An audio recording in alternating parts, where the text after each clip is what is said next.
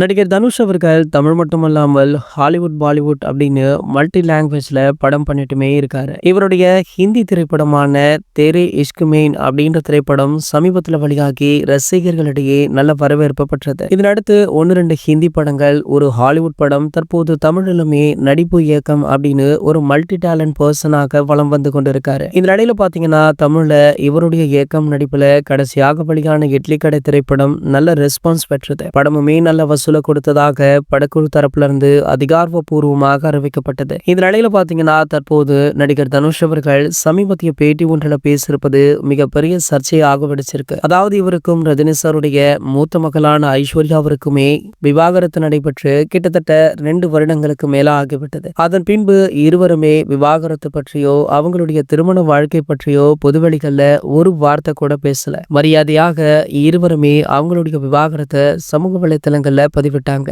ஆனால் தற்போது தனுஷ் அவர்கள் பேசியிருப்பது சூப்பர் ஸ்டாருக்கு பெரும் கோபத்தை உண்டாக்கியிருக்கா. அவருடைய திருமண வாழ்க்கை சரியில்லை அப்படின்றது மாதிரி மறைமுகமாக பேசியிருக்காரு. சோ இதனை கேட்ட சூப்பர் ஸ்டார் அவர்களோ தனுஷ் அவர்களை நேரடியாகவே எச்சரித்திருக்காரா. சோ இந்த விஷயம் கோலிவுட்ல பெரும் பரபரப்பை ஏற்படுத்திருக்கு. இது போன்ற சினிமா செய்திகளை பத்தி நீங்க உடனே தெரிஞ்சுக்க நம்மளுடைய சேனலை மறக்காம சப்ஸ்கிரைப் பண்ணிக்கோங்க.